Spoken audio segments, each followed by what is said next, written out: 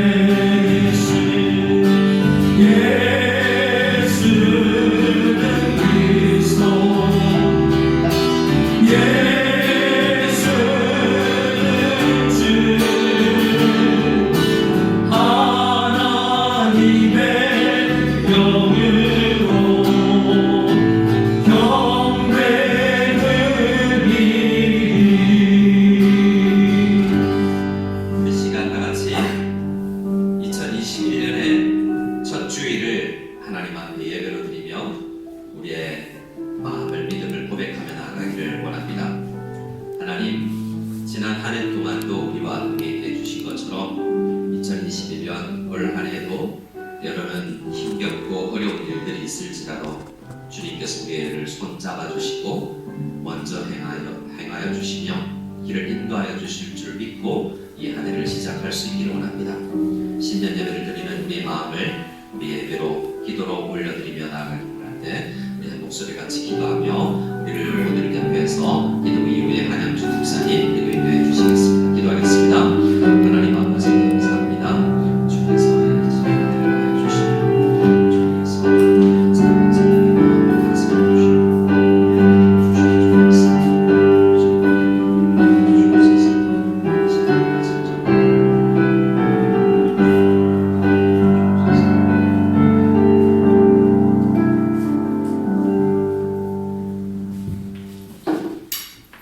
함께 기도드리겠습니다.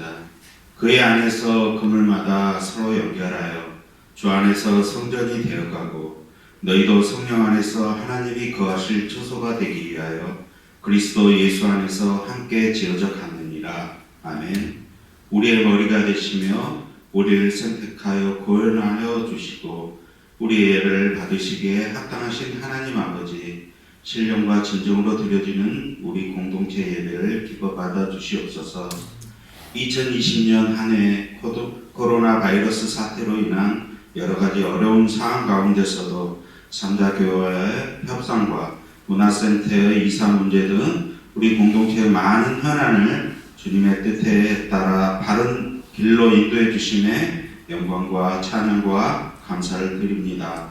아직도 해결되지 못한 공동체의 많은 현안 가운데도 있지만 감사하며 믿고 기도하는 가운데 함께하사 바른 길로 인도해 주실 것을 믿습니다. 또한 2021년에 새해가 밝았지만 아직도 이 세상은 코로나 사태가 진정되지 못한 가운데 많은 어려움이 있습니다. 하루빨리 개입하셔서 이 사태가 빨리 진정되고 공동체가 함께 모여 예배를 드리며 모든 일상이 정상으로 돌아갈 수 있는 은혜를 허락하여 주옵소서. 지난 한 해 공동체를 위해 말씀 전한 자로 계획위원회와 교사의 자리에서 각 부서장으로 또 구역장으로 찬양하는 자로 공동체의 각기 섬김의 부름의 자리에서 수고하고 충성한 모든 성도들과 자기의 수고를 드러내지 아니하고 음지에서 기도와 물질로 섬기며 수고한 많은 손길들을 친히 기억하여 주셔서 각 그 손길마다 주님의 축복이 넘치는 은혜를 주옵소서. 2021년 새롭게 임명될 직분자들 또한 올 한 해도 더욱 충성된 마음으로 각 자리에서 열심을 다하여 섬김을 받기보다는 섬김을 실천한 자로 나아가는 공동체가 되게 인도하옵소서. 올해 우리 공동체는 많은 변화가 있는 가운데 있습니다. 모든 일을 계획하고 협의하는 가운데 각자의 마음을 드러내지 아니하고 한마음 한뜻이 되어 공동체로 인도하시고 새로운 환경 가운데서 장년과 공동체의 자녀들이 안전하고 자유로운 예배의 모임이 될 수 있도록 이 자리를 축복하셔서 안전한 예배의 환경을 길을 만들어 주실 것을 간절히 원합니다. 김 선생님이야 동역하는 두 분의 선생님의 각 사역을 축복하사 그 사역마다 많은 성령의 열매들이 차고 넘치도록 하옵시고 말씀을 가르치고 양육함에 있어 피곤함이 없도록 늘 성령 충만케 하옵소서. 새로운 사역지의 부르심으로 중부이 중에 있는 장 선생님의 앞길에도 큰 은혜를 주셔서 주님의 뜻 가운데 좋은 결실을 맺게 하시고 또한 교육자의 빈자리와 오 선생님의 비자 문제가 잘 해결될 수 있도록 인도하옵소서. 이 자리와 각 가정에서 드려지는 우리 예배를 기뻐 받아 주실 것을 믿습니다. 마치는 시간까지 홀로 영광 받아 주옵소서. 우리의 구원자이신 예수 그리스도의 이름으로 간절히 기도합니다. 아멘.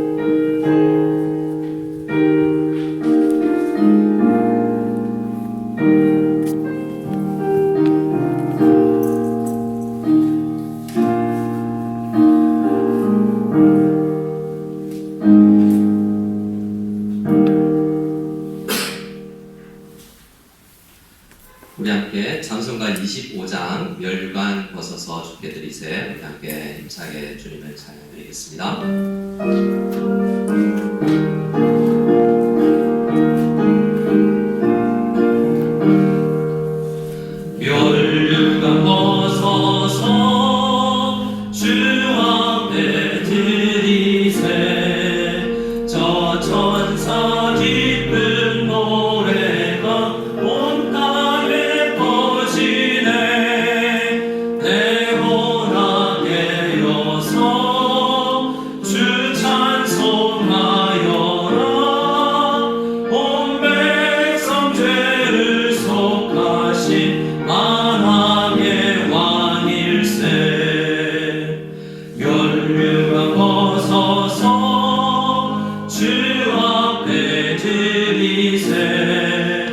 그 손과 몸의 상처가 영광 중 빛나네. 하늘의 천사도 그 영광 보고서 고난의 신비 알고자 늘 흠모하도다. 멸류관 벗어서 주 앞에 들이세. 온 세상 전쟁 그치고 참평화 오겠네. 주 보좌 앞에서 온 백성 엎드려 그 한량 없는 영광을 늘 찬송합니다.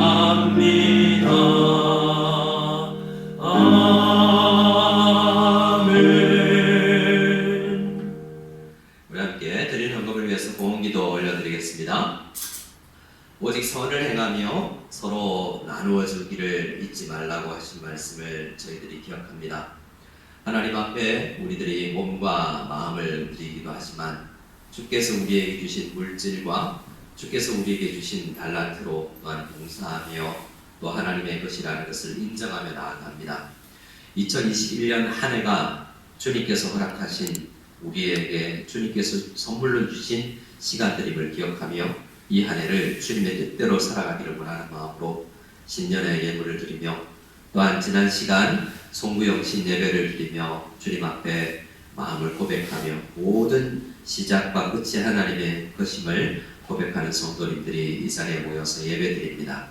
각 가정에서 모여서 예배드립니다. 그 영혼들을 주님께서 붙잡아 주시고 주님만을 붙잡고 소망하며 한 해를 살아갈 수 있도록 주님 도와주시옵소서.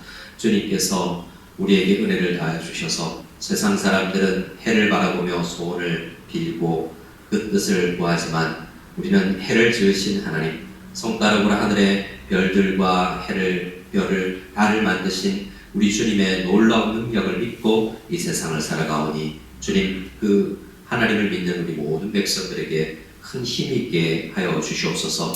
그래 하나님의 뜻을 이룰 수 있는 힘과 지혜가 있게 해주시고 홀로 그 뜻을 이루지 못할 때 이 자리에 있는 우리 주의 백성들이 함께 이루어 나갈 수 있도록 주의 역사하여 주시옵소서. 이 시간 예배드리며 멸류관 주께서 씌워주신 착하고 충성된 종이라고 씌워주신 멸류관조차도 받을 자격이 없음을 고백하며 멸류관을 던져 주님 앞에 드리던 그런 믿음으로 우리가 주님 앞에 예배드리오니 주님 홀로 영광 받아 주시기를 간절히 바랐고 우리들에게는 합당한 은혜를 내려 주실 줄 믿사오며 우리 구주 예수 그리스도의 이름으로 축복하며 기도드리옵나이다.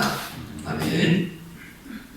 우리 앞뒤적으로 한번 인사했으면 좋겠습니다. 새해입니다. 우리 새해 인사할 때 복이라는 단어 대신 우리 은혜라는 단어를 써서 새해 은혜 많이 받으시기 바랍니다. 이렇게 인사하겠습니다. 새해 은혜 많이 받으시기 바랍니다. 네, 하나님께서 베풀어 주신 그 은혜를 기대하며 소망하며 살아갔으면 좋겠습니다. 광고 드린 것처럼 이번 주일 그리고 다음 주일 1월 10일 예배까지 우리 이렇게 인터넷으로 예배를 드립니다. 따로 그 과정을 보면서 다시 우리 구역장님들 통해서 광고를 드릴 수 있도록 하겠습니다. 주일학교는 각 부서의 안내를 따라주시고 특히 이번 주부터 당분간 중고등부는 본 영상 예배로 부모님들과 함께 예배를 드려주시면 감사하겠습니다. 각 가정에서는 시간을 정하여서 경건하게 예배를 드려주시고요. 또 가끔 이 영상이 업로드가 늦어질 때가 있는데 구역장님들 중에서 그 시간을 예측할 수는 없지만 혹 늦어질 경우에는 안내해 드리도록 하겠습니다. 주일날 우리 구역장님들은 예배 시간 전에 좀 확인해 주시면 감사하겠습니다. 이번 주 중에는 모든 수요 금요 새벽 기도회는 쉬면서 2021년 한 해를 준비하는 그리고 장소를 준비하는 그런 시간이 될 것입니다. 많은 분들이 봉사 신청서를 작성해 주셔서 감사한데요. 더 마음에 기도하고 계신 분들이 있을 줄 아는데 봉사 신청서가 없으신 분들은 우리 센터로 오셔서 구하여서 제출해 주시면 감사하겠습니다. 마찬가지로 남녀 제자훈련생 모집을 중인데요. 여러분들이 신청을 해주셨는데 특별히 남자 성도님들 서로 격려하셔서 제자훈련에 많이 신청해 주시기 바랍니다. 저희 교회에서 어떤 일을 하기 위해서 서로 마음을 합하고 또 목회자와 철학을 같이 해나가면서 훈련하여서 일을 할 수 있도록 많은 신청 바라고요. 또 제자훈련 동안에는 1년 동안 성경 일독을 합니다. 그래서 2월에 제자훈련이 시작하더라도 1월 초부터 우리 매일 성경에 있는 순서대로 큐티를 매일 통독을 하시든지 주보에 올려드리는 맥체인 성경 읽기표에 따라 성경을 일독하시든지 성경을 일독해 주시면 감사하겠습니다. 우리 기도에도 우리 한 집사님께서 말씀하셨지만 우리 장 선생님은 중국 내에 다른 공동체에 청빙을 받으셨는데요. 최종 결과가 나오진 않았습니다. 다음 주일날 그곳으로 가셔서 설교를 하실 것이고 1월 17일날 우리 공동위에 투표가 있다고 합니다.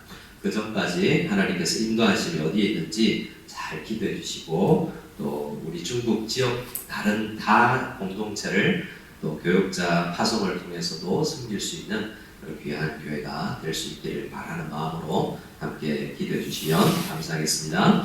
우리 함께 하나님의 말씀을 찾겠습니다. 하나님의 말씀은 에베소서 2장 19절에서 22절인데요. 에베소서 2장 19절에서 22절 우리 한 목소리를 같이 읽겠습니다. 시작. 그러므로 이제부터 너희는 외인도 아니요 나그네도 아니요 오직 성도들과 동일한 시민이요 하나님의 권속이라. 너희는 사도들과 선지자들의 터 위에 세우심을 입은 자라. 그리스도 예수께서 친히 모퉁이 돌이 되셨느니라. 그 안에서 건물마다 서로 연결하여 주 안에서 성전이 되어가고 너희도 성령 안에서 하나님이 거하실 처소가 되기 위하여 그리스도 예수 안에서 함께 지어져 가느니라. 아멘. 오늘은 우리 신년을 시작하면서 교회의 소명이라는 말씀으로 함께 나누겠습니다. 우리 말씀 PPT를 보여주시고요. 우리는 이 말씀을 송부영신 예배 때도 함께 보았는데요. 그때는 21절, 22절을 중심으로 말씀을 나눴습니다. 물론 1절부터 함께 다 간략하게 살펴보았지만 오늘은 19절부터 이 말씀을 보면서 교회가 무엇인지 또 교회가 가진 소명이 무엇인지를 함께 생각할 수 있기를 바랍니다. 여러분들 어떤 기준이 있어야 되죠. 묻겠습니다. 제가 살이 쪘나요? 말랐나요? 네, 생각만 하시고 말을 하시면 또 그렇습니다. 제가 키가 큰가요? 작은가요? 예, 이것도 다 다르죠. 사람마다 작은 사람이 볼 때는 클 것이고, 근데 일반 평균이 있을 거겠죠. 정규 평균이 있을 텐데, 근데 크다, 작다, 몸무게가 많이 나간다, 적게 나간다, 잘생겼다, 못생겼다, 이런 모든 것들이 판단을 하기 위해서는 다 각자가 조금씩 다를 것입니다. 그렇지 않겠습니까? 모든 것이 마찬가지죠. 어떤 기준을 가지냐에 따라서 달라질 텐데, 그런 기준을 말하지 않아도 이 커먼 센스로 우리 보통의 상식으로도 가지고 있기도 합니다. 근데 교회를 바라볼 때도 마찬가지인데요. 교회가 뭐냐? 교회가 뭘 해야 되냐 할 때 그냥 신앙생활을 해오다 보면 교회는 이런 곳이지 라고 생각은 하지만 막연하게 생각하는 경우가 많습니다. 또 올 한 해는 교회를 생각할 때 교회가 성경적으로 어떤 공동체인지 무엇을 하는 것인지를 함께 살펴볼 수 있기를 원해요. 성경은 어떤 사람을 평가할 때도 마찬가지지만 키가 크거나 작거나 머리숱이 많거나 적거나 그리고 많이 배웠거나 적게 배웠거나 이런 기준에 대해서 별로 이야기를 하잖아요. 근데 우리는 사람을 보면서 많이 배운 사람, 적게 배운 사람, 돈 많은 사람, 잘생긴 사람, 못생긴 사람, 우리는 굉장히 그 사람을 평가를 잘합니다. 교회도 마찬가지죠. 우리는 그런 습관이 있어서 교회를 바라볼 때 큰 교회, 작은 교회, 유명한 교회, 또 숫자가 교회 성도들이 적으면 한 10명 남짓 모이는 개척교회는 큰 교회에 비교해서 위축되는 경우도 있습니다. 반대로 제가 한동안 몸담았던 큰 교회 공동체는 작은 교회에 비해서 우월의식과 교만한 마음을 가지게 돼요. 그 교회가 숫자가 많을 뿐인데 자기 신앙이 좋은 것처럼 착각을 할 수도 있다는 거죠. 그 교회 목사님이 유명한 것이고 믿음이 좋은 것이지 그 사람의 믿음이 좋은 게 아니거든요. 교회를 볼 때 숫자를 보고 평가하는 경우가 굉장히 많습니다. 한 중국 안에서 제가 평가를 받았는데요. 작년에 한 150명에서 200명 된다 뭐 이런 이야기를 하니까 대형 교회네 이런 이야기를 하셨대요. 다른 지역 교회에서 한 20명에서 30명 모이는 교회 성도님들이 볼 때는 엄청 큰 교회네요 라고 이야기를 하시더래요. 그렇습니까? 근데 우리 200명, 150명 이렇게 모이는 교회는 3,000명, 4,000명 모이는 교회를 보고 와, 큰 교회다. 저 교회는 어떻겠구나 라는 생각을 하게 되죠. 기준이 참 다르기 때문에 숫자를 기준으로 두면 그렇게 생각을 하기가 쉽습니다. 우리 다음 PPT를 보기 전에 잠깐 이 말씀에서 성경에서 교회가 뭐라고 이야기하는지를 먼저 답을 보고 우리 한번 생각해 보겠습니다. 19절에 보면 붉은 글씨로 성도들과 동일한 누구라고요? 시민이라고 되어 있죠. 여기서는 백성이라고 이야기하는 겁니다.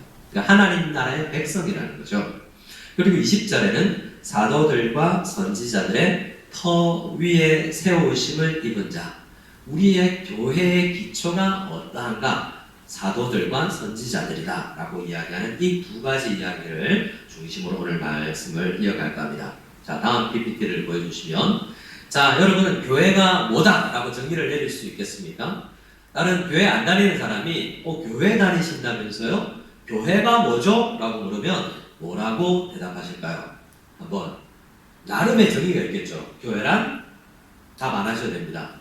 교회란 땡땡땡땡이다. 대부분의 사람들이 교회란 뭐뭐 하는 곳이다 라고 장소적으로 설명을 하는 경우가 많아요. 교회란 예배하는 곳이다. 교회란 찬양하는 곳이다. 교회란 성경 공부하는 곳이다 라고 해서 장소적인 의미로 생각을 하는 경우가 굉장히 많습니다. 그러면 교회를 우리가 생각할 때 교회란 예배를 잘 드리기 위해서 건축을 예배에 맞게 해야 돼 라는 것을 강조하게 돼요. 교회가 뭐냐라는 것을 가장 중요한 정의, 여러 정의가 있겠지만 어떤 사람이 교회란 예배하는 장소다 라고 생각되면 고디그로 의리의리하게 최대한의 값어치 있는 비싼 장비를 들여서 그렇게 장소를 꾸미려고 하겠죠. 장소가 중요하다고 생각하면 그렇게 장소 중심으로 나아가게 됩니다.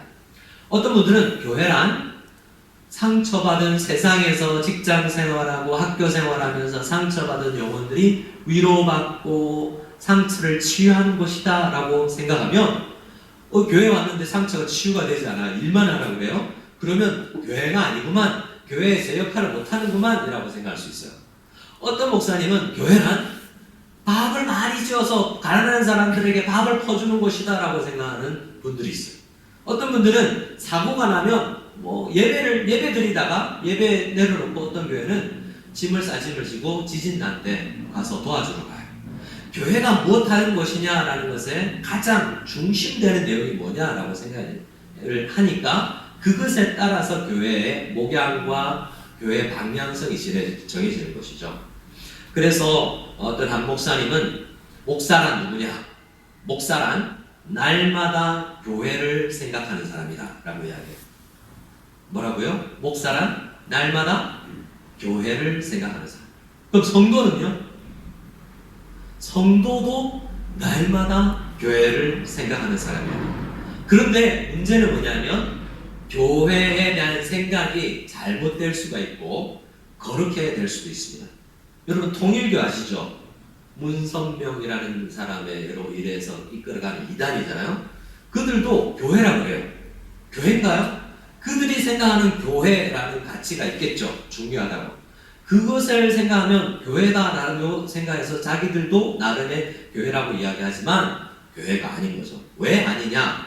성경적으로 교회가 뭐다라고 생각을 안 했기 때문에 그들의 생각은 잘못될 수가 있는 것입니다. 마찬가지로 우리도 교회가 뭐야? 라고 생각할 때 성경적으로 교회가 뭐다라는 가치를 잘 생각해야 되는 거예요. 그런데 두 번째 생각할 게 있어요. 성경에 보면 교회가 뭐다라고 이야기하는 게 여러 가지가 나오는 것 같아요. 성경적이라고 할 때 대부분 성경에 나오는 건 성경적이죠. 뭐 밥을 퍼주는 것이나 상처를 치유하는 것이나 예배를 드리는 것이나 모두 다 교회가 해야 되는 것처럼 이야기를 하고 있습니다. 그러나 중요한 것은 가장 중요한 본질이 뭔가는 거죠. 성경적이라는 것과 성경적이라고 해서 항상 목숨을 걸어야 될 건 아니에요. 중요한 가치가 있고 그렇지 않은 부수적인 가치가 있기 마련이죠. 그래서 우리가 가진 교회관이 성경적인지, 그리고 성경에서 이야기하는 것 중에 핵심을 우리가 잘 잡고 있는지, 이것을 생각해야 된다는 거예요. 그래서 교회란 무엇인가를 생각할 때 다음 PPT를 보여주시기 바랍니다. 한 분의 저인데요. 교회를 많이 생각했던 어떤 한 신학자의 글입니다. 교회와 하나님 나라라는 것을 함께 생각해 볼 때, 자, 이렇게 한번 읽어보겠습니다. 인용구 안에 있는 글을 전체 다 한번 읽어볼게요. 시작. 지상교회는 세상으로부터 부름받은 하나님의 백성이요, 또한 세상으로 보냄받은 그리스도의 제자다. 자, 여기서 장소적인 의미가 있나요? 이 정의가 여러분 생각해 볼 때 어떤 유명한 분이 이야기하셨대 라고 해서 무조건 받아들일 게 아니라 교회가 그런 곳이지 라고 동의가 되고 성경적이구나, 교회가 그렇게 해야 돼 라고 생각을 든다면 그 방향으로 우리가 열심히 나가야 됩니다. 그런데 성경을 공부해보고 기도하면서 성경을 연구하면서 말씀을 묵상하면서 아니야, 지상교회는 그런 것이 아니지 라고 생각하면 그 답을 찾아서 그쪽 방향으로 우리가 나아가야 되는 거죠.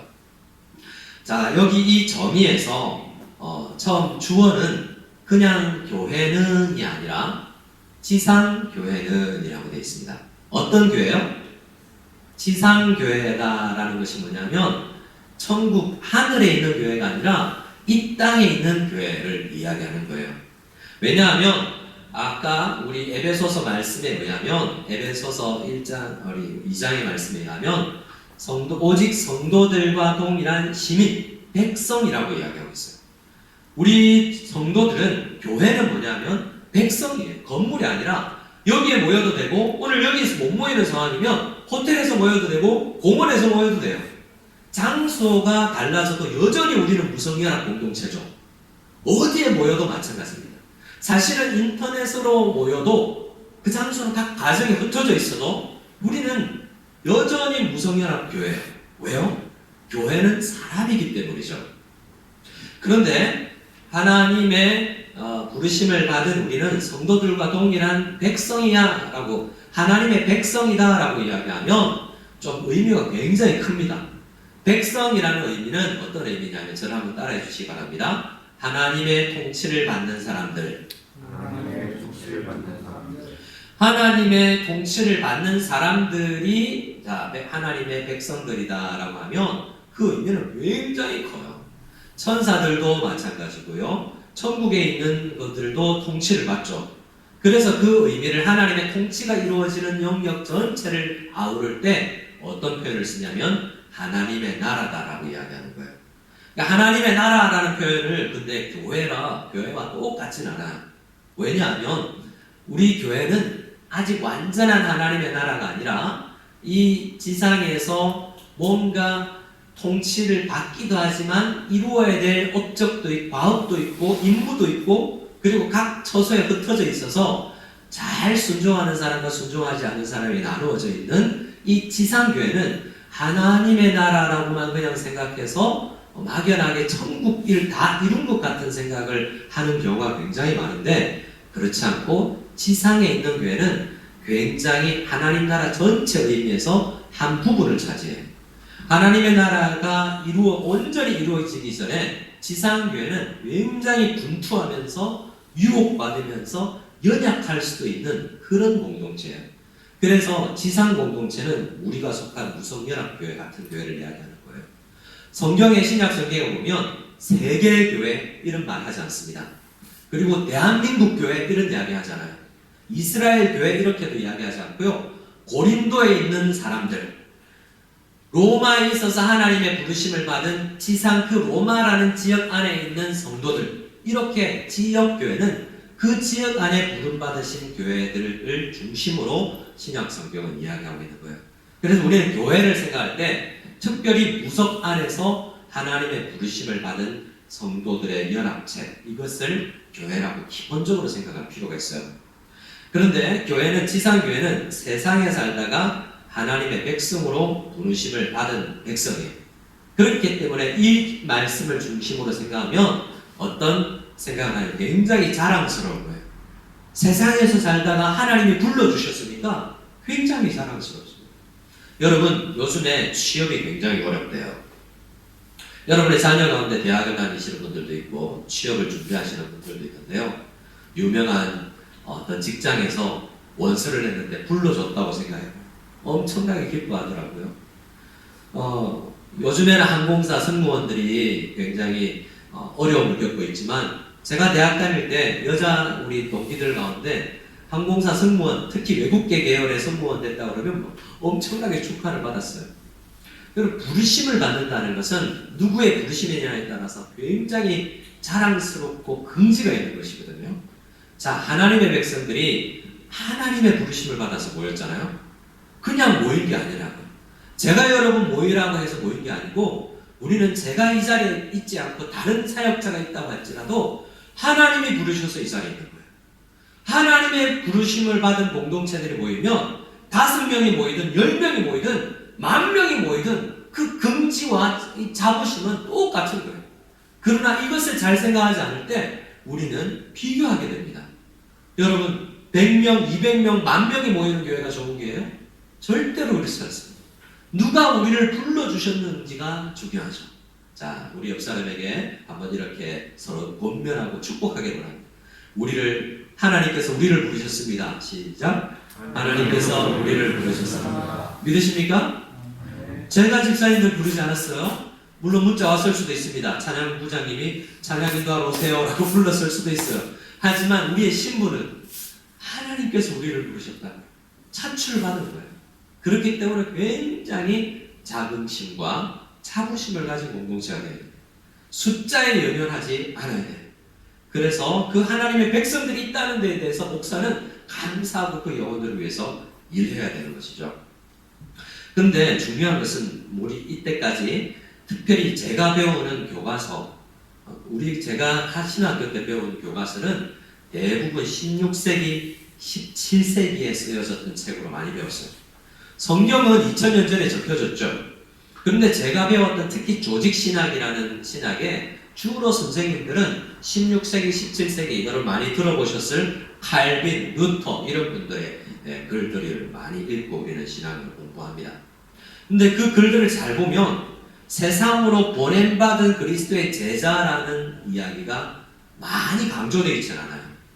물론 요한 칼빈 선생님도 모든 세상이, 모든 영역이 하나님 나라는 것이다 라고 이야기했지만, 요한 칼빈 선생님이 살 때 비록 가톨릭이라 할지라도 다 교회 다녔어요. 교회 안 다니면 매 맞아야 될 정도로 다 유럽은 거의 다 교회를 다녔기 때문에 선교, 제자와 사역 이런 것에 대해서 큰 가치를 많이 묵상하지 않았던 시대가 있었습니다.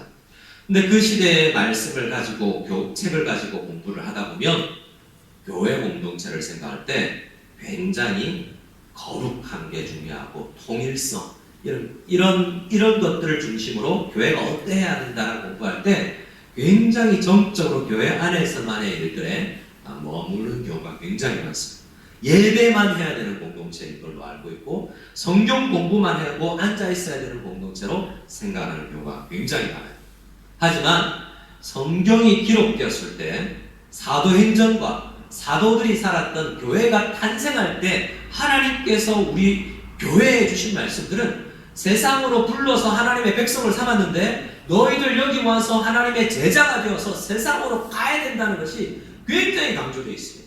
이 두 가지가 양날개가 다 있어야 교회인 것이죠. 점점 그런데 이 침체되어가는 교회는 세상으로 보냄받은 그리스도의 제자라는 생각을 많이 하지 않으므로 제자가 어떻게 되어야 되고 어떻게 훈련되어야 되는지에 대해서도 많이 생각을 하지 않는 경우가 있죠.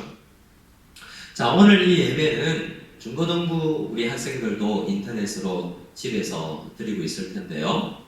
중고등부 학생들도 하나님으로부터 부르심을 받은 하나님의 백성이지만 또 여러분들도 교회에서 중고등부에서 제자로 성장해서 세상으로 보냄을 받아야 될, 파송되어야 될 주님의 사역자라는 생각을 가져야 된다. 근데 많은 시대의 사람들이 어떻게 해왔냐면 목사만 부름받고 소명이 있는 사람이지 성도님들은 목사의 부름과 소명을 박수 쳐주고 지원해주는 사람으로 많이 생각해왔다는 거예요. 근데 성경을 잘 살펴보면 그런 게 없어요.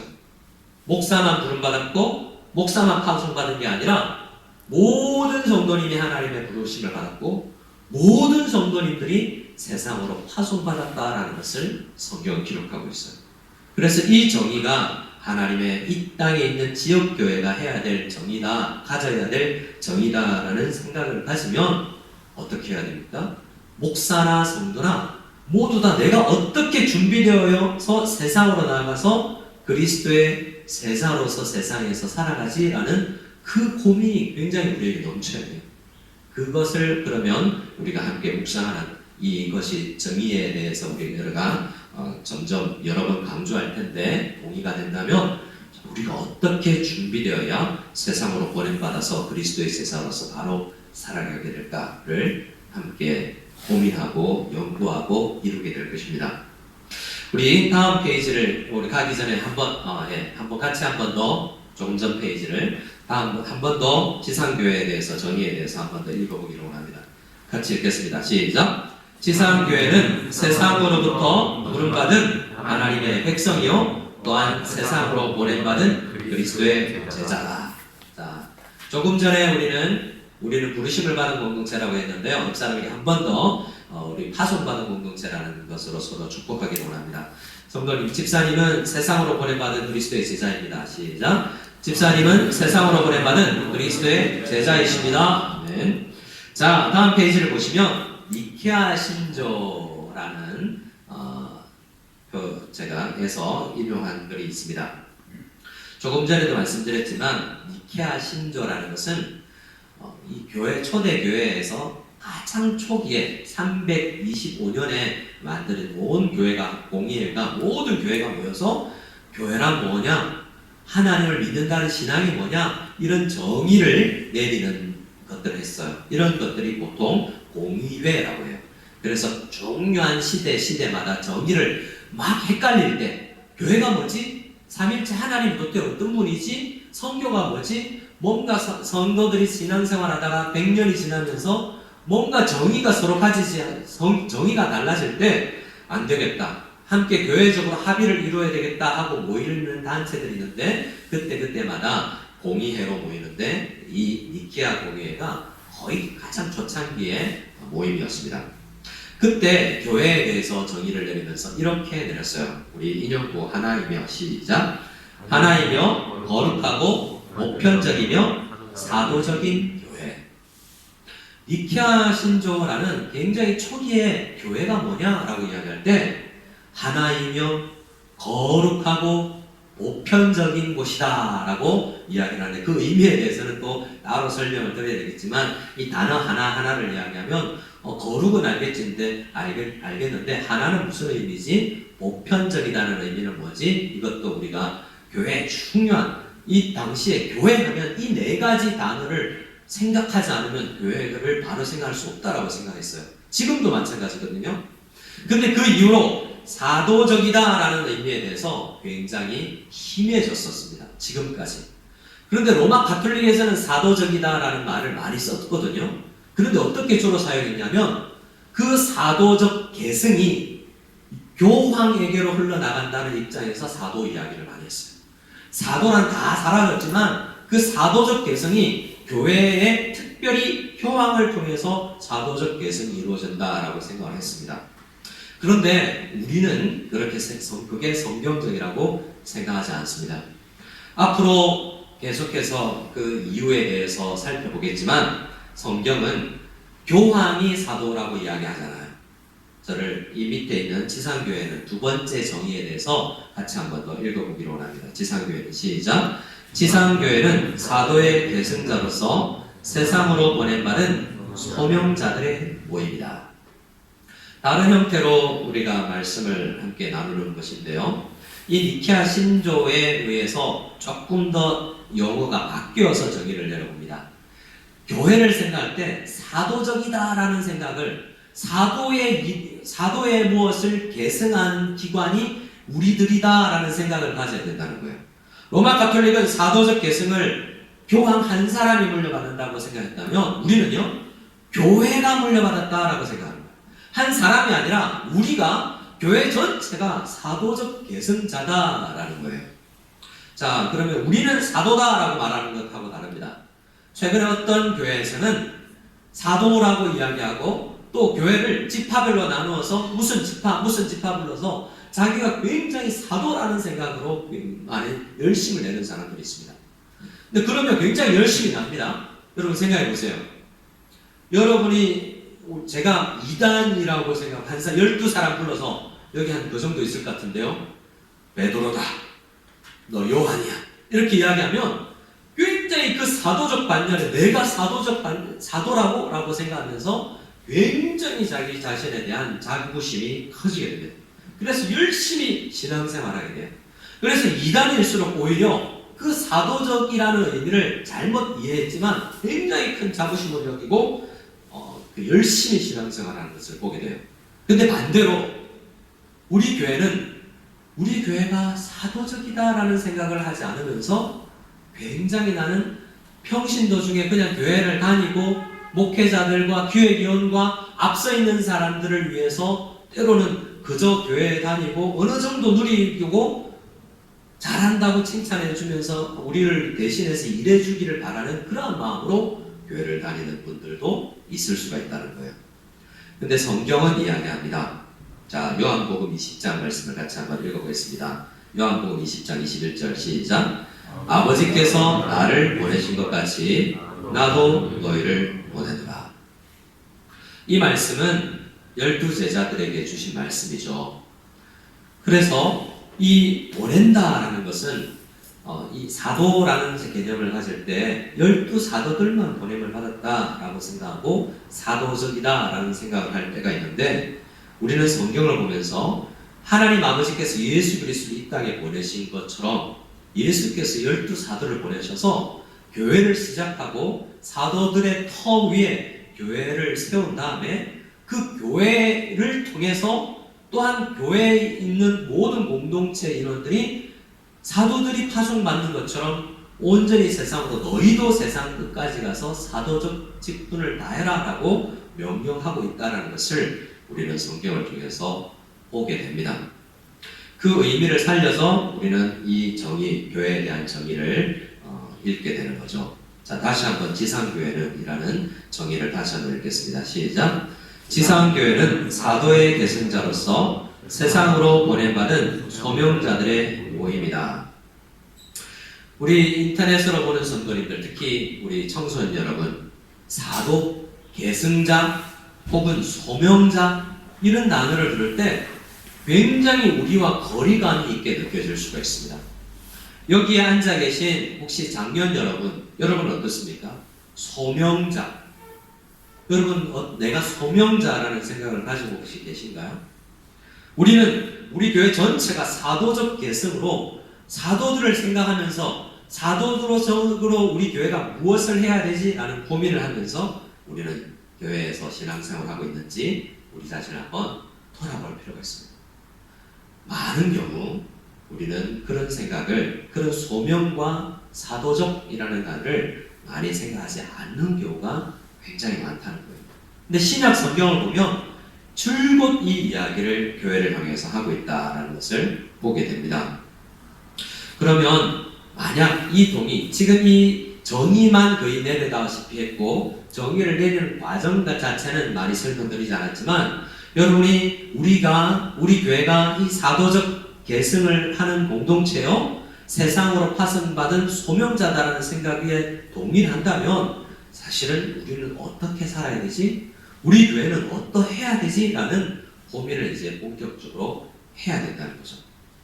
아마도 말씀을 준비하면서도 생각했지만 한 번의 강조로 이 생각이 우리의 교회에 대한 생각이 정립되거나 또한 우리의 마음 깊숙이 박히지는 않을 것이라 생각이 듭니다. 앞으로 기회가 되는 대로 성경 곳곳에서 교회가 무엇이라고 이야기하는지를 살펴보면서 우리가 이 말씀을 더 누리게 될 텐데요. 오늘은 두 가지 정도를 생각하면서 말씀을 나누고자 합니다. 우리 다음 페이지를 보시면요. 자, 큰 타이틀을 같이 한번 읽어보도록 하겠습니다. 같이 읽겠습니다. 교회는 사도들의 교훈을 배성해야 한다. 교회가 사도적이다라고 할 때 뭘 해야 되지 그러면? 사도들은 막 병도 치유하고 많은 일들을 했잖아요. 사도적이다 했을 때는 우리는 전 세계 다니면서 우리 다 주일 한 사람씩 세계를 다니면서 다 선교를 해야 되느냐라고 생각할 때 그중 가장 기본적인 게 뭐냐면 사도의 교훈을 사도적 기반에서 성장해서 사도적 교훈을 가지고 보호하고 전파하는 것이 우리 교회다라는 생각을 가져야 돼요. 자, 에베소서 4장이 그것을 이야기하죠. 우리는 2장을 봤지만 에베소서 4장 13절을 같이 읽어보도록 하겠습니다. 같이 읽겠습니다.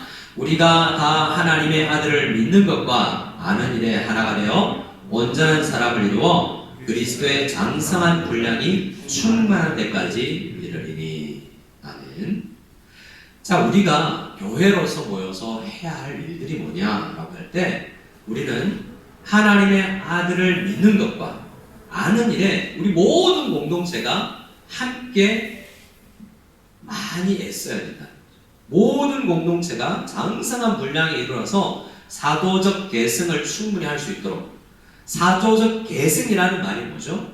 계승이라는 말은 마치 바통을 터치하고 전달하는 것처럼 자, 여기 있으니까 받아라고 전해줘야 되는 거잖아요. 전해주면 뭘 전해줘야 되죠? 우리가 건물에서 쓰던 의자를 전달해주고 쓰던 악기를 전달해주는 게 다가 아니에요. 우리 다음 세대, 우리 자녀들에게 우리 가정에서 부모님들과 함께 예배를 드리고 있는 다음 세대에게 우리 교회가 사도적 개성을 해야 된다면 다음 세대에게 특별히 바통을 넘겨줘야 될 텐데 뭘 넘겨주냐는 거죠. 부모님이 지금 뭘 넘겨주고 있냐라고 생각해 볼 필요가 있고 또 한 생각할 때 나는 앞선 세대로부터 뭘 받았지? 나는 지금 뭘 전해줄 수 있지? 말이 있죠. 큐티해라. 기도할 수 있다. 그런데 정말 교회가 뭐야? 라고 생각하면서 핵심적인 사항을 전달해 줄 수 있느냐라는 생각해 보아야 된다는 것입니다.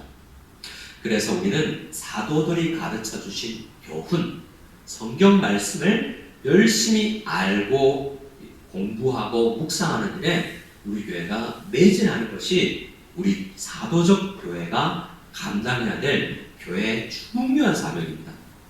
그래서 제자 훈련을 포함해서 양육, 큐티, 우리 교회 안에 뭐 없지 않아요. 지금까지 1년 한 10개월까지 유튜브에 올라온 설교만 해도 우리 강도사님, 우리 오선생님, 장선생님, 저의 설교만 해도 수백 편이 되는 거예요. 그 설교들이 인터넷 터치를 보면 우리 성도님들의 20%가 그것을 보질 않아요. 자, 물론 다른 말씀을 볼 수 있겠죠. 우리 교회가 이미 개설되어 있는 것들도 우리는 다 하지 않고 있다는 것을 생각해 볼 필요가 있습니다. 저도 우리 자녀들에게 유튜버를 요즘 아이들 많이 보잖아요. 개인 유튜버도 보고 여러분들은 좋아하는 연예인들의 가수들의 음악 유튜버도 보고 하잖아요. 근데 여러분들 청소년 여러분 찬양을 얼마나 보세요? 혹시 장 선생님이나 오 선생님이나 저의 설교를 유튜브로 꾸준히 보시는 분이 있으신가요? 뭐 재미없으니까 안 보겠지만 그러나 여러분 우리 교회가 매진해야 될 게 뭡니까? 재미있거나 없거나 우리가 해야 되는 것이라면 할 수 있도록 장려하고 함께 볼 수 있도록 이끌어 가야 될 필요도 있죠. 또 우리도 더 애써야 됩니다. 여러분들에게 더 잘 계승할 수 있도록 더 가르칠 수 있도록 해야 되겠죠. 그래서 우리는 가장 기본적인 것, 큐티, 통독, 이미 개설되어 있는 말씀 이것을 하지 않은 채 다른 것들을 너무 말하는 것은 어떤 의미에서는 다른 더 과한 요구일지도 몰라요. 한번 우리는 저도 더 올해를 지나가면서 어떻게 사도적 교훈을 더 잘 계승할까라는 것을 고민해 나갈 것입니다. 지난 한 해 동안 웨스트민스터 소요리 문답을 쭉 길게 말씀을 전해왔는데요. 그것을 더 압축해서 우리 청소년들이나 주일학교 아이들과도 나누고 싶은 생각이 있어요.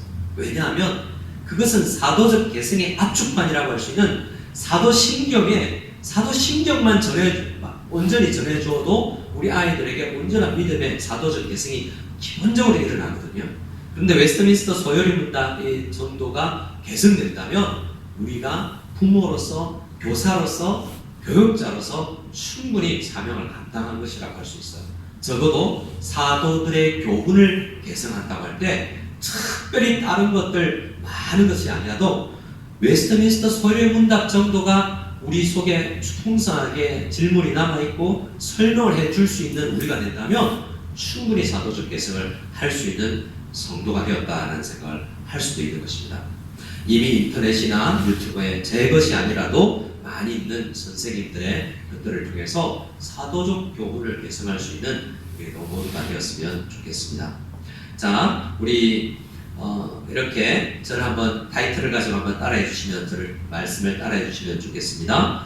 하나님의 아들을 믿는 것과 아는 일에 하나가 되겠습니다.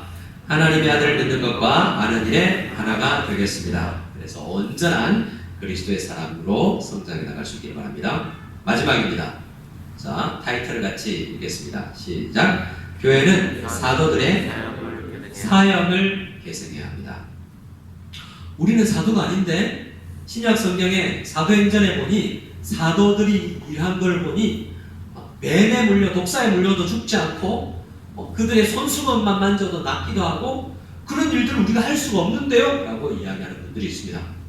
그런 일들은 요즘 병원에서 다 해요. 그때 당시에 죽은 사람 정도가 살아나는 정도의 일도 요즘 병원에서 다 해요. 그런 일들은 이제 하나님께서 병고침이나 그런 기적의 은사들은 하나님께서 다른 기관으로 많이 파송되게 하셨어요. 그래서 요즘에는 그 일들 외에 교회가 집중해야 될 일들에 대해서 이야기합니다. 사도적 계승에 대해서 치유라고 생각해서 어떤 교회는 치유 사역에 집중합니다. 어떤 말씀과 다른 사도적 사역이 아니라 교회에 와서 병나라고 이야기를 하는 거죠. 한 부분에 속해 있습니다.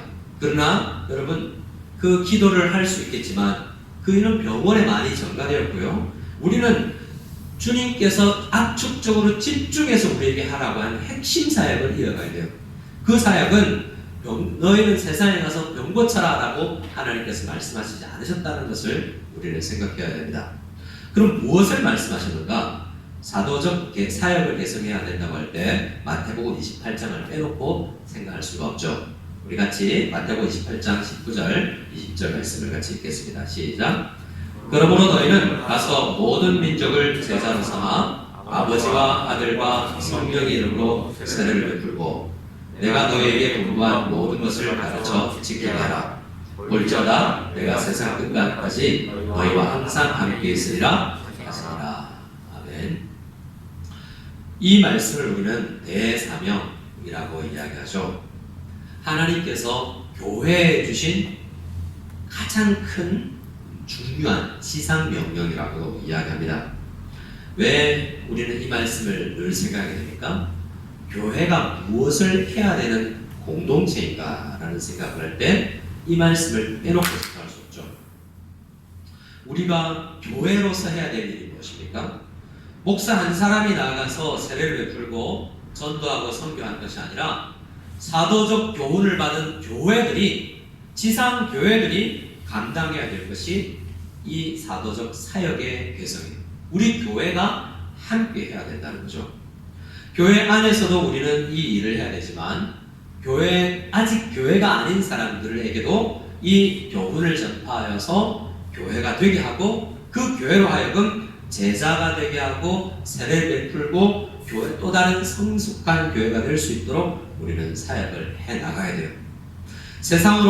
세상으로부터 부름을 받은 우리들은 교회에서 앞으로 보겠지만 어머니와 같은 품속에서 잘 양육되어서 세상으로 파송받아서 세상 안에서 사도적으로 이 사역을 감당해야 되는 것입니다. 그런데 준비되지 않은 채 나아갈 수가 없죠. 예수님의 파송을 받은 제자들도 나갔다가 판판이 깨어져서 돌아왔던 때가 있습니다. 우리는 우리 교회가 연합하여서 우리 교회가 해야 될 일이 있다라고 생각하고, 우리 교회가 사도적 개성을 위해서 무엇에 근안해야 했을까라는 생각을 하며 무엇에 더 집중해야 될까라고 생각하면서 우리가 일을 해나가야 됩니다. 자, 여기 19절 말씀에 그러므로 너희는 가서 모든 민족을 제자로 삼아라고 이야기를 하고 있어요. 우리는 가든지 보내든지 라는 말에 익숙합니다.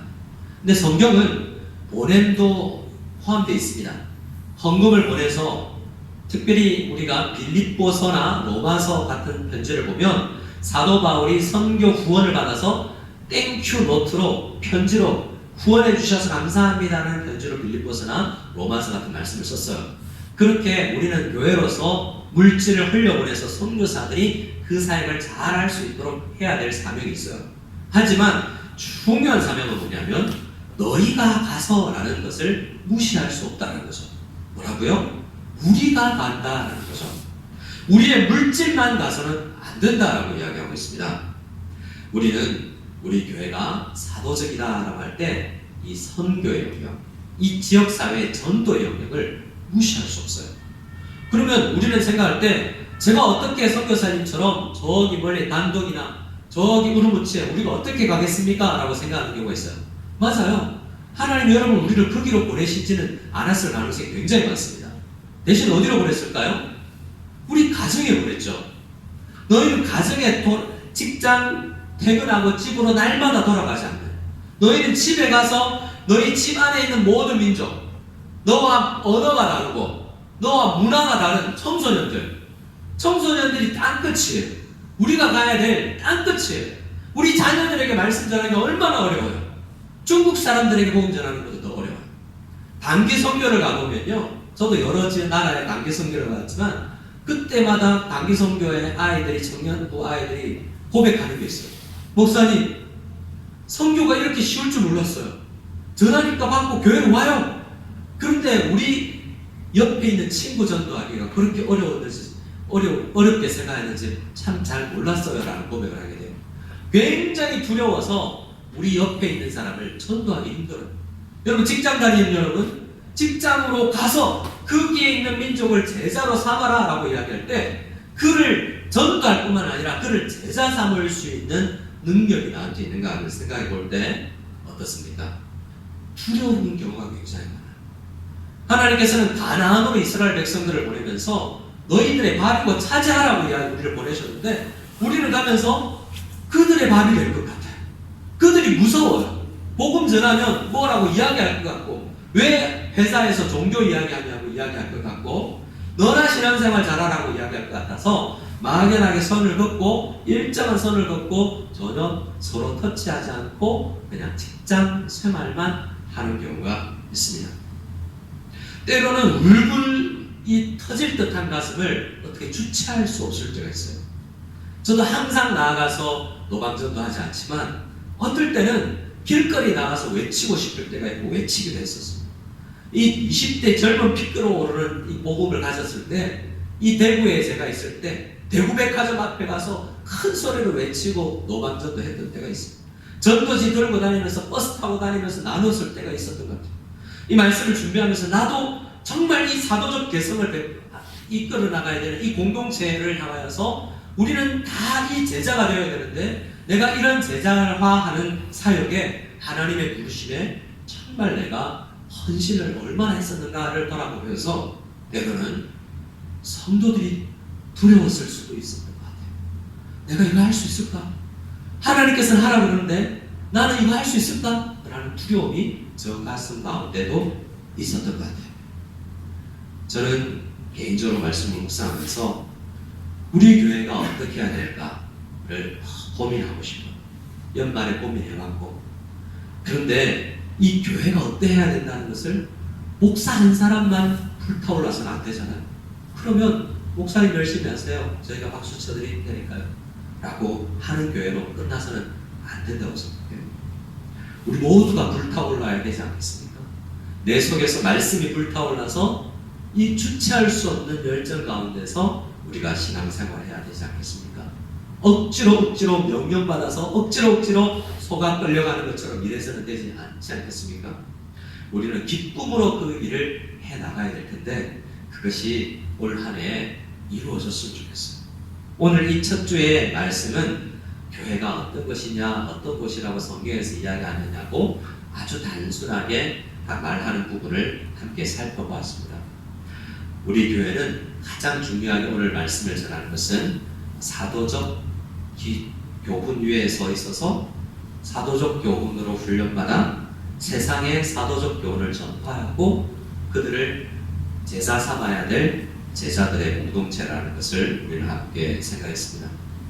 아마도 저 자신도 더 가다듬어야 되고 우리도 이 일을 완수할 수 있는 사명자들이 되기 위해서는 우리가 집중해야 될 것이 있고 내려놓아야 될 것이 있을 텐데요.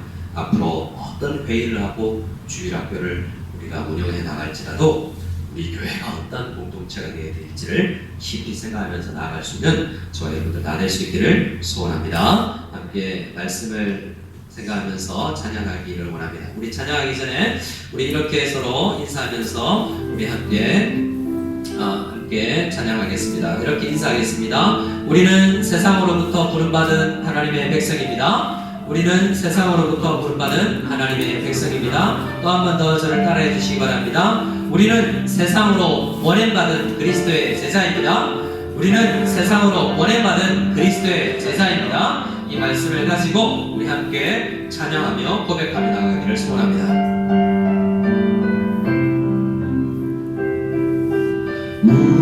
우리의 만남을 주님의 은혜라오 우리의 모임을 주님의 축복이라오 우리는 하나님 영광 위에 지음 받았으니 우리를 하나님 나라 위해 충성되게 하소서 오 주여 나의 소명 항상 인도하소서 오 주여 우리 소명 항상 인도하소서 우리의 만남은 1절입니다. 우리의 만남은 주님의 은혜라오 우리의 모임을 주님의 축복이라오 우리는 하나님 영광 위에 지음 받았으니 우리를 하나님 나라 위해 충성되게 하소서 오 주여 나의 소명 항상 인도하소서 오 주여 우리 소명 항상 인도하소서 이 찬양은 왕국과 소명이라는 곡인데요. 어제 우리 교육자들에게 내일 이 찬양하겠다라고 이야기하니까 우리 한 분이 우리 IBF 모임할 때 마지막으로 파송 날 때 헤어지면서 부르던 노래입니다 라고 이야기하더라고요. 아 그랬구나. 20대 피 끓어오르는 그 젊은 청년들이 소명을 생각하며 살았구나 라는 생각을 하면서 잠시 생각을 했었습니다. 이제 우리가 기도할 때 하나님 우리가 부름받았을 때 이것이 축복인데 우리 무석 연합교회의 모임은 하나님의 축복의 자리인데 이 자긍심과 축복의 마음을 가지고 우리가 신앙을 생활할 수 있도록 도와주시옵소서. 나이가 60이든 70이든 상관이 없으며 나이가 10살이든 20살이든 상관이 없으며 많이 배웠거나 적게 배웠거나 키와 외모가 상관없이 하나님 우리를 부르셨는데 우리를 숫자와 상관없이 부르신 하나님의 놀라운 부르심을 생각하며 또한 우리를 하나님 나라를 위해서 소명을 가진 소명의 공동체로 우리를 만드시고자 하는 마음을 우리는 생각했는데 하나님 그런 소명 공동체가 될 수 있도록 이 한 해 우리를 이끌어 주시옵소서. 이 마음을 가지고 우리 한 목소리로 기도하며 나아가기를 소원하며 함께 기도하겠습니다. 하나님 아버지 감사합니다. 우리가 하나님의 부르심을 받았사오니 내가 그 부르심 앞에 소명을 가지게 도와주시옵소서. 아버지 무성연합교회 목사로 불러주시고 장로로 불러주시고 아버지 하나님 집사와 권사로 불러주시고 구역장으로 찬양팀으로 성가대로 불러주시고 교사로 불러주시고 우리 교회 성도로 불러주셨사오니 우리 무성연합교회 일원이 되었다는 감격이 그 부르심에 있게 하여 주시옵소서. 아버지 하나님 교회 크기와 어디에 장소와 상관있지 아니하고 우리를 부르신 그 하나님의 영광스러운 부르심에 응답할 수 있는 저희가 될 수 있게 원합니다. 하나님 아버지 우리를 또한 삐져나가서 사도적 교훈으로 부장하여서 세상으로 제자로 삼는 세상을 아버지 하나님 나아가서 사도적 교훈을 전파할 수 있는 사명자로 소명자로 우리를 써주시옵소서. 선교사를 파송하며 지원할 수 있도록 도와주실 뿐만 아니라 우리가 파송받은 그곳에 나가서 각 가정과 직장과 이 지역 사회에 하나님의 사명을 감당할 수 있는 그것이 핵심적인 우리의 사명이라는 것을 생각하며 다시 한번 이 한 해를 시작하오니 우리의 사명을 다시 한번 세울 수 있는 저희를 될 수 있도록 주의 역사를 주시옵소서. 하나님 우리를 불러주셔서 감사합니다. 우리를 다른 지역교회로 부르셨다가 무성연합교회로 모이게 하여 주셔서 감사를 드립니다. 무성연합교회 안에서 하나님의 온전한 뜻을 이룰 수 있는 그러한 훈련과 양육이 있게 해주시고 이곳에 머물지 아니하고 세상의 빛과 소금이 되어서 세상의 소명자로서 살아갈 수 있는 우리가 다 될 수 있도록 이 한 해 주님 기도하며 나갈 것이오니 도와주시옵소서. 이제는 우리 주 예수 그리스도의 한이 없는 은혜와 하나님 아버지의 지극하신 사랑과 성령의 교통하심이 말씀을 듣고 부르심받은 것과 파송받은 것에 대한 우리 교회 공동체의 사명을 생각하며 결단하며 나가는 모든 무성연합 교회 성도 머리머리 위에 지금으로부터 영원까지 함께 계실지어다.